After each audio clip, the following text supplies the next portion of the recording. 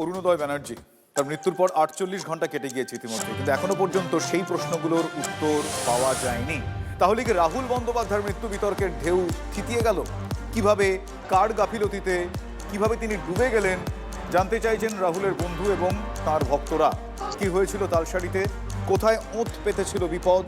রাহুলকে বিপদের মুখে কেউ কি ঠেলে দিয়েছিলেন? এই বিতর্কের মাঝেই TV9 বাংলা পৌঁছে গিয়েছিল সেই জায়গায়, অকুস্থলে। কি দেখা গেল দেখুন। সুন্দর অথচ ভয়ঙ্কর তালসারির সমুদ্র সৈকতে কার্যত মরণ ফাঁদ। মুহূর্তের মধ্যে আমি দেখা গেল প্রায় গোড়ালির কাছাকাছি, গোড়ালি পার হয়ে অনেকটাই কিন্তু জল ভেতরে ঢুকে যাচ্ছে। ফলে এখানে যে চোরাবালির একটা চাপ আছে সেটা আর বলার অপেক্ষা রাখে না। স্থানীয়রা বলছেন গাইড ছাড়া যাওয়া মানে মৃত্যুকে ডেকে আনা। কিন্তু কেন?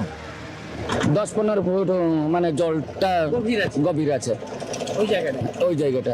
ওখানে কি চোরা আছে? চোরাবালি আছে। ধারাবাহিকের শুটিং চলাকালীন তালসারিতে সমুদ্রে তলিয়ে মৃত্যু হয় অভিনেতা রাহুল বন্দ্যোপাধ্যায়ের। ময়নাতদন্তের রিপোর্টে উল্লেখ, রাহুলের শরীরে ফুসফুসে অতিরিক্ত পরিমাণে নোনা জল ও বালি ঢুকে যাওয়ায় তার শ্বাসরোধ হয়ে যায়।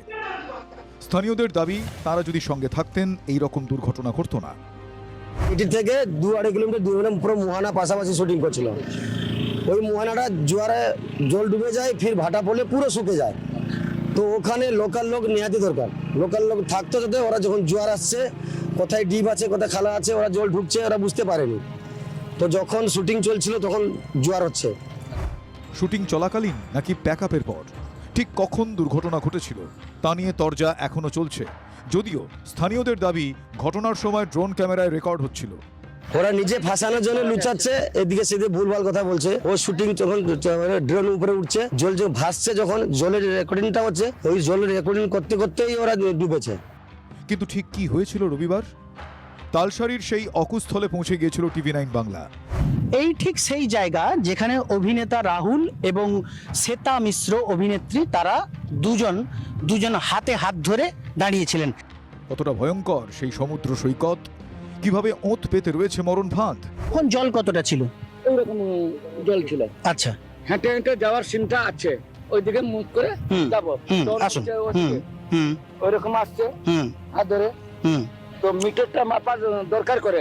আচ্ছা আচ্ছা তারপর এইখানে জলটা ডিপ, এইখানে আচ্ছা, হ্যাঁ, এইখানে কত দেখছেন?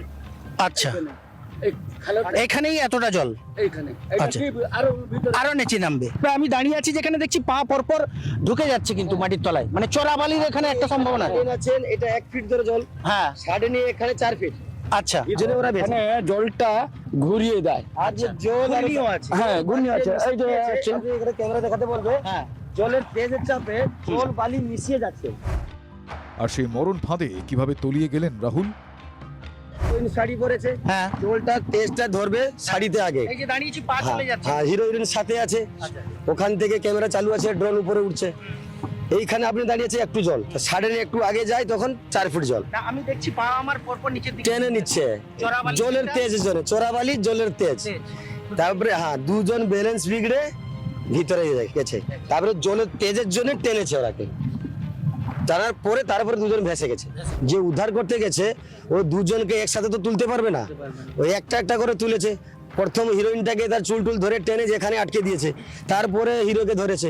তো এখন একে ছেড়ে তার একটা ধরতে গেলে তো টাইম লাগবে, তো ওই টাইমে ও জল টল খেয়ে নিয়েছে। তালসারি মেরিন থানার পুলিশ ও দীঘা পুলিশ ইতিমধ্যেই প্রত্যক্ষদর্শী ও উদ্ধারকারীদের বয়ান রেকর্ড করেছে। কিন্তু কার গাফিলতিতে রাহুলের করুণ পরিণতি? কেন অনুমতি ছাড়াই শুটিং?